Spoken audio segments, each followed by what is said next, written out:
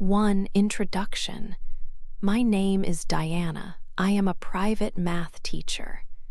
This is a story about something very important that happened in my life. It started 5 years ago. Then I was 30 years old. I worked from my house, teaching students who needed extra help with math. My teaching room was simple, with a big table, chairs, and shelves full of math books. I liked my job a lot. I liked helping students understand numbers and problems. I always tried to make math clear and less scary. It was a quiet life, but I was happy helping students learn. One day, I received a phone call. It was the parents of a new student. They told me about their son, Sam. They said Sam was 18 years old and needed help with college math. His parents said he was a smart boy, but he did not enjoy math. They hoped I could help him understand it better. I agreed to meet Sam and start lessons the following week. Sam came to my house for the first lesson. His parents came with him. When I first saw Sam, I noticed he was tall. He had nice eyes, but they looked a little bored. He was very quiet.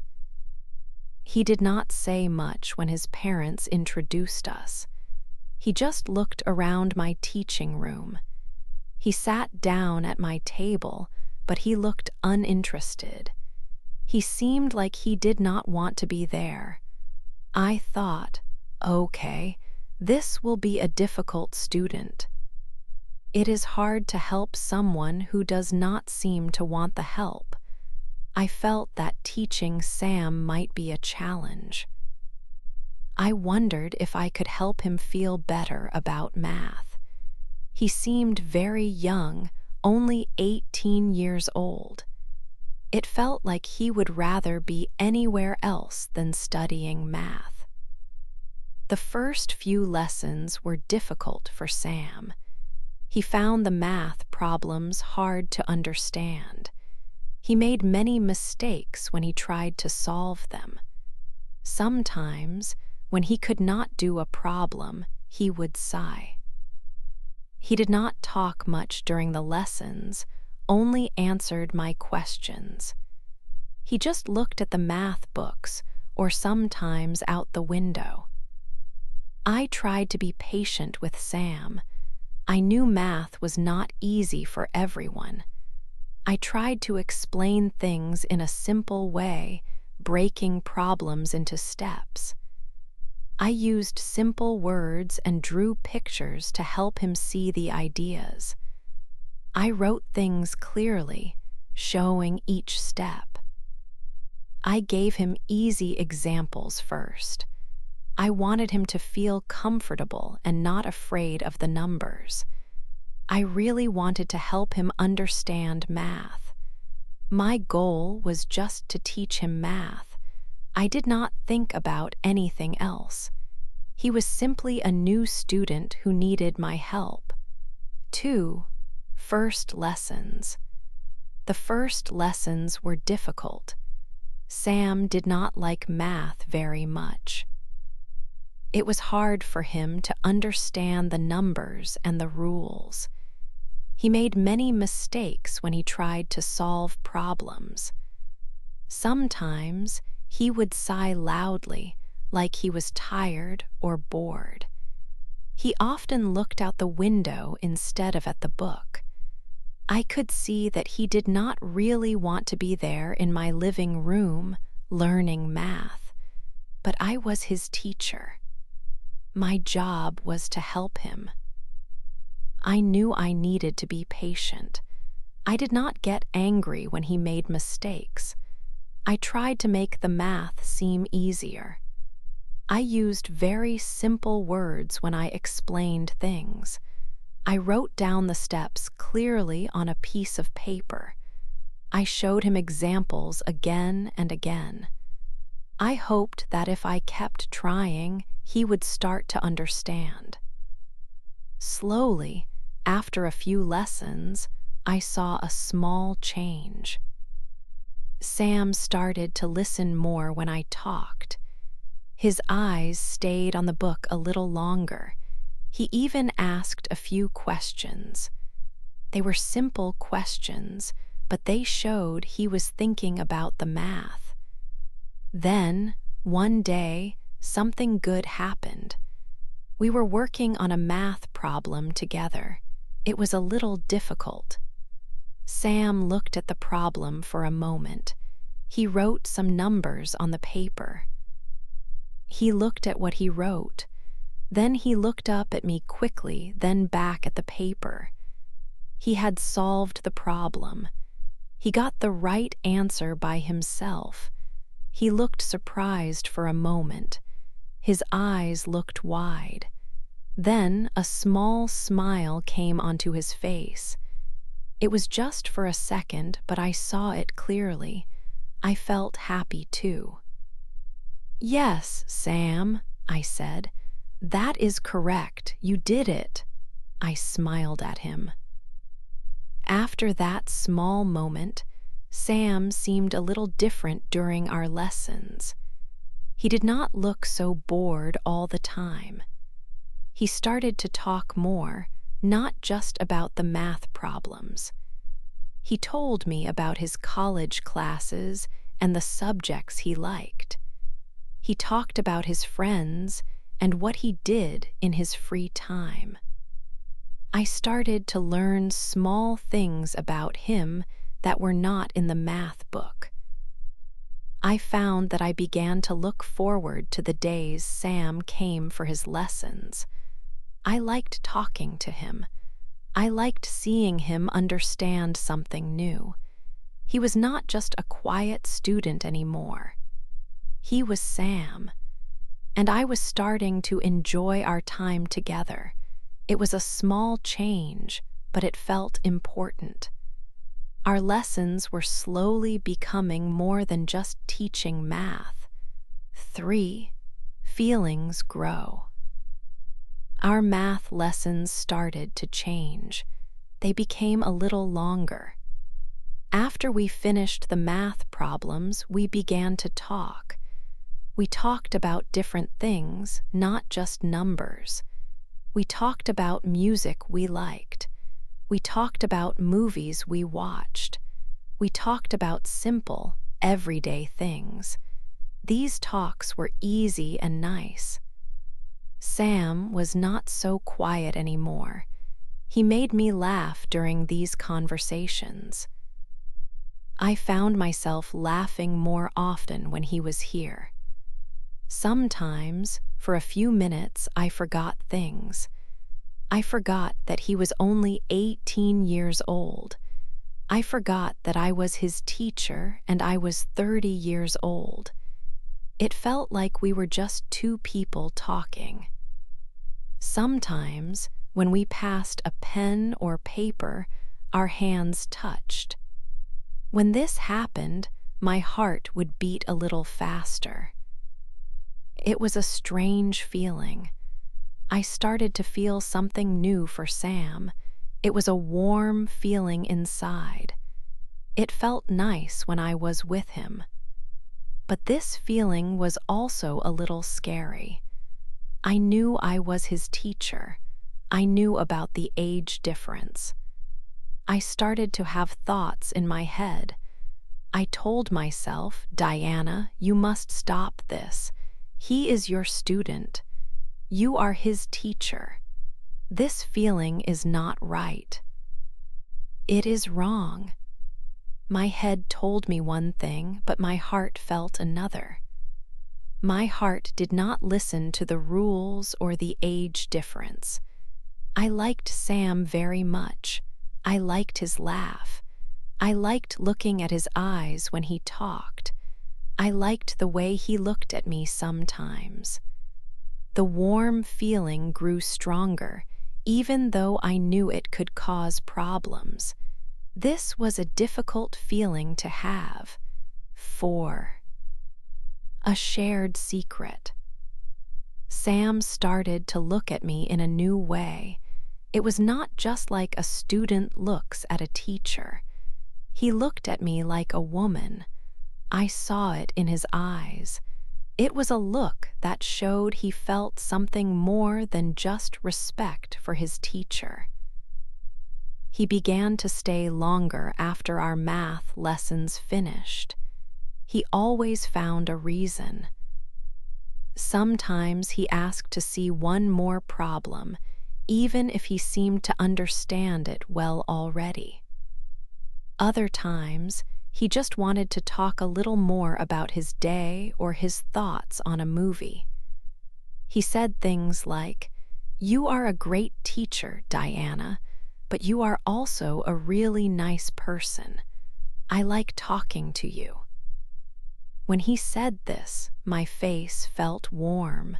I said, "I like talking to you too, Sam." These small moments made our time together feel different. The line between teacher and student started to blur. Slowly, something grew between us. It was not spoken aloud in words. We did not say the words, "I like you," or "I feel something special for you." But we both knew. We liked each other in a special way that went beyond math lessons. It was like electricity in the air, a feeling you cannot see or touch, but you know is there between two people. Our lessons changed. They became full of secret looks across the table when one of us thought the other was not looking. We shared small smiles that were meant only for each other. It was our secret. It felt nice and exciting, like a hidden treasure, but also a little bit not right because of our different ages and my job as his teacher. This unspoken feeling was becoming strong and clear between us. One day, after a lesson, Sam had a problem with his car. He asked if I could drive him to the bus stop near his house. It was a short drive, only a few minutes from my house. But in the car, everything felt very different from being in the living room for a lesson. We were not teacher and student anymore. We were just Diana and Sam, two people sharing a car ride. The music on the radio was quiet and soft. We talked easily about simple things, not about math or college work. The air inside the car felt special and warm, full of the unspoken feeling between us. It was a quiet moment, but it meant a lot to both of us. It felt like a small adventure outside our usual place and roles. When we stopped at the bus stop, Sam did not get out of the car quickly. He stayed for a moment and looked at me. He looked at me for a longer time than usual. Then he said, "Thanks, Diana, for everything." His eyes told me much more than his words could say. This short drive deepened the feeling between us. We had a secret connection now, one that did not need words to be understood. The feeling between us was growing stronger and stronger each time we met. 5. The storm comes. One day, Sam's lesson finished. We were talking. We were laughing. We were sitting near each other, maybe too near. We were looking at something on his phone. It was a comfortable time like many times before. Sam's mother came to my house. She came early. She opened the door and walked in. She saw us sitting there. Her face changed very quickly. It looked hard and angry. Her eyes were cold. "Sam, Diana, what is this?" she asked. Her voice was sharp and not friendly. She looked from me to Sam, then back to me. She did not say more words right then. She just stood there, looking. It felt like a long time. Sam stood up. He looked a little scared. His mother looked very unhappy. She told Sam it was time to go, and they left. I felt a cold feeling inside my stomach. I knew this was not good. Our little secret moment was seen. Later that night, my phone rang. It was Sam's parents calling me together. They were very, very angry. Sam's father spoke first. He shouted into the phone, "You are his teacher. He is just a boy. This is wrong," he said. Then Sam's mother spoke. Her voice was loud and upset. "We trusted you. We brought our son to you for help with math. You used our trust in a bad way," she cried. "They said I was a bad influence on Sam. They said I was taking advantage of him. They said many bad things about me and the situation." I listened quietly. My hands were shaking a little. My heart was beating very fast. I felt scared and sad. While they were talking, I could hear Sam in the background. He was in the same room as his parents. I heard him shouting too, trying to talk to them. "No, it's not like that," he shouted. "Diana is good. She helped me. I like her. We like each other. It's not her fault." He was trying to tell them the truth as he saw it. He was trying to protect me. Hearing his voice and his words made me feel many different things at once. Sadness for the problem, fear for what would happen next, but also a strange, strong feeling of love for him. He was trying to be brave for us. His parents kept shouting at me. They said Sam would not come for lessons anymore. I knew that, of course. The lessons were finished. After the phone call ended, I sat alone in my living room. It felt empty and cold now. The storm had come. My secret feelings were now a big problem for everyone. Sam's parents were very angry and thought I was bad. They did not understand our talks, our laughs, or how we felt. They only saw a 30-year-old teacher and an 18-year-old student sitting close. And in their eyes, that was very wrong. Maybe, in the eyes of the world, it was wrong too. But our feelings felt real and true to us. Sam's brave words, "I like her, we like each other," played in my head. It was not just a feeling anymore. It was a big, difficult problem now. I knew I had to think hard. The next day would be very difficult. I knew I had to make a big decision.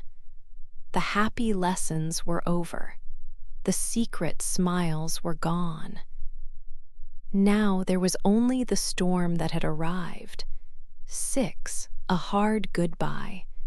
After the phone call with Sam's parents, I felt terrible. My body felt weak. My head hurt and my stomach was sick.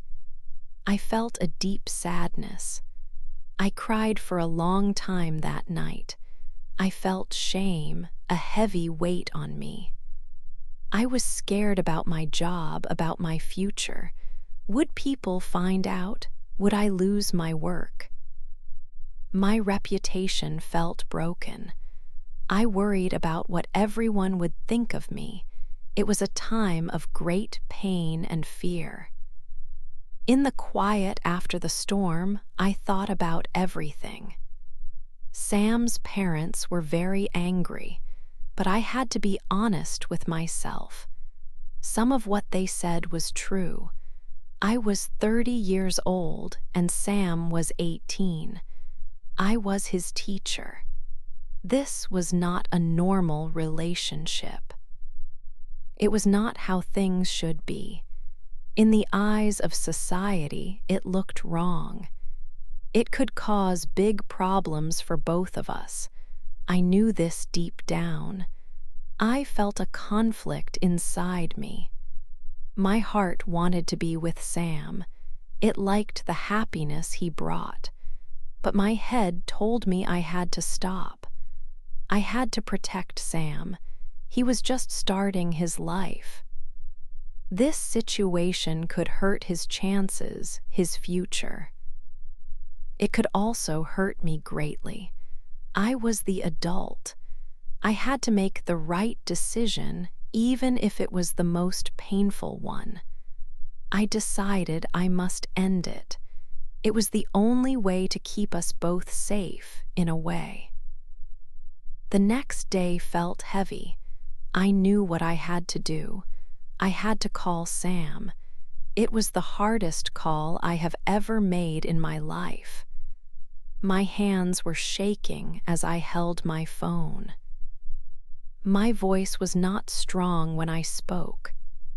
"Sam," I said softly, trying to keep my voice steady. We cannot see each other anymore." There was silence for a moment.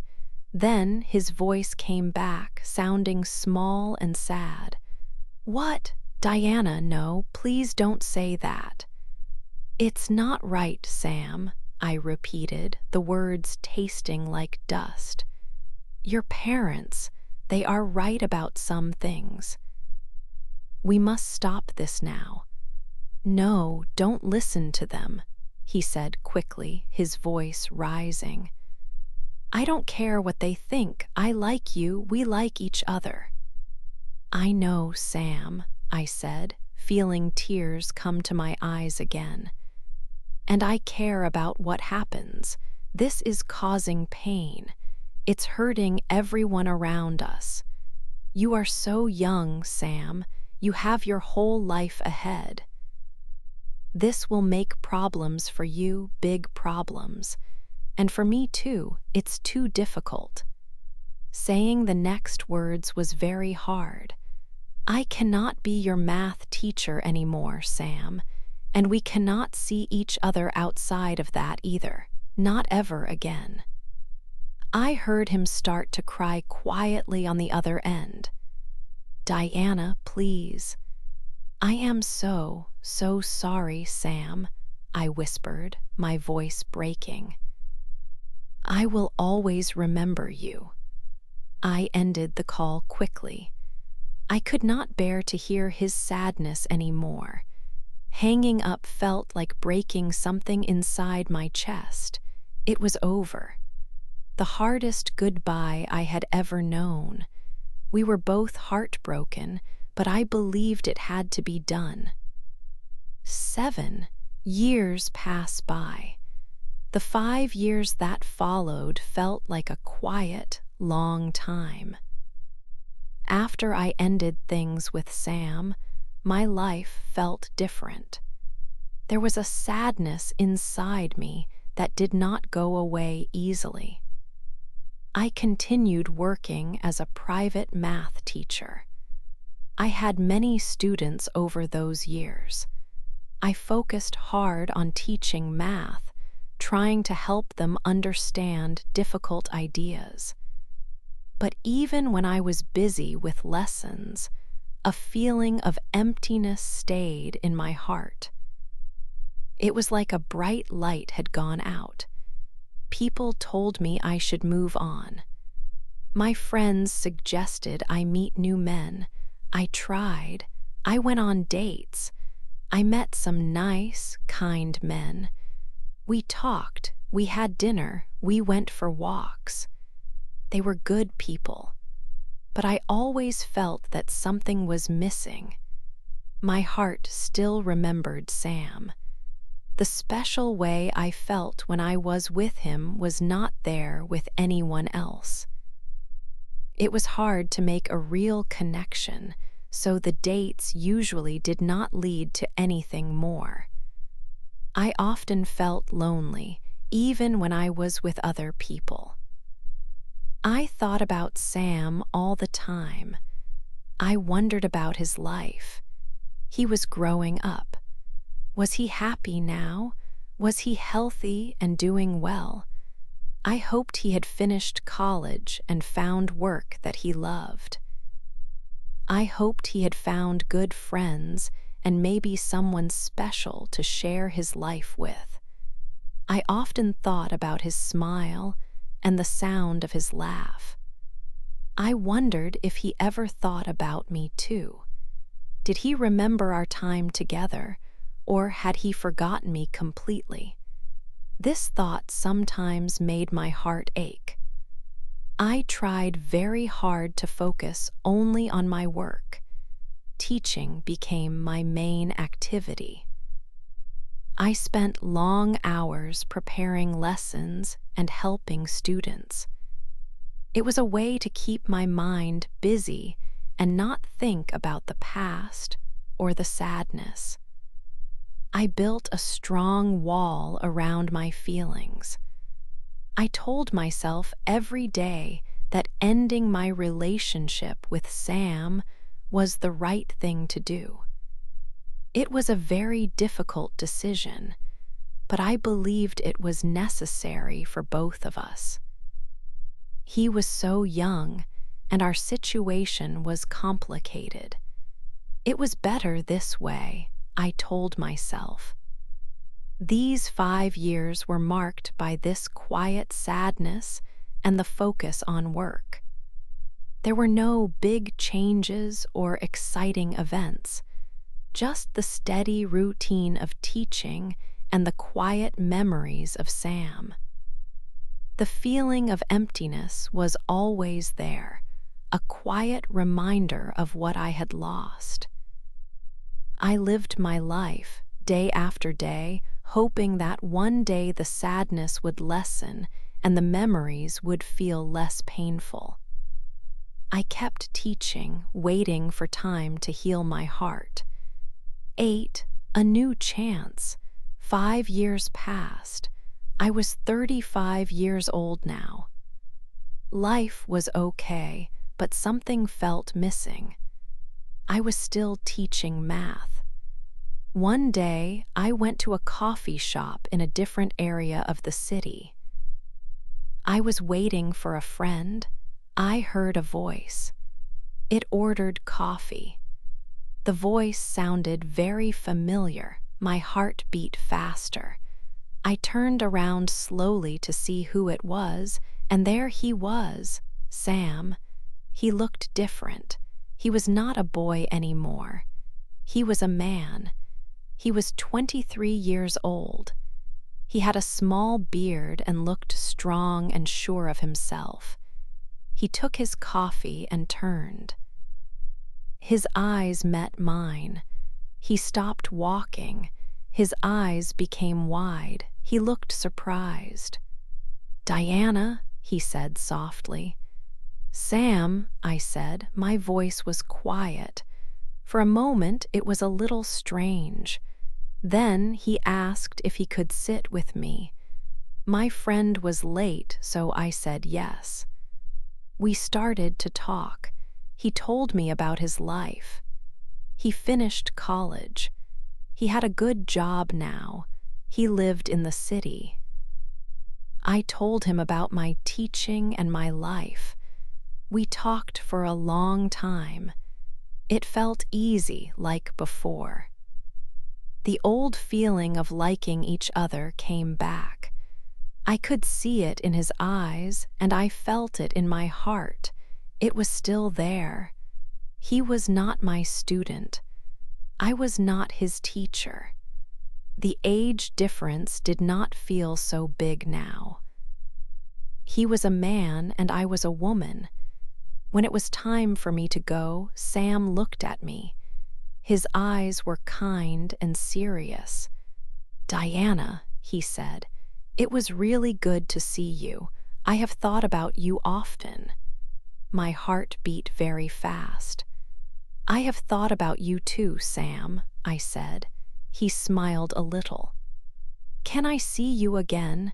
Maybe we could have dinner, just Diana and Sam." I looked at him. He was the boy I knew, but now a man, a good man. This time, maybe things could be different. Maybe this was a new chance. I smiled, a real happy smile. "Yes, Sam," I said, "I would like that very much." Our story was not finished. Maybe it was just starting again.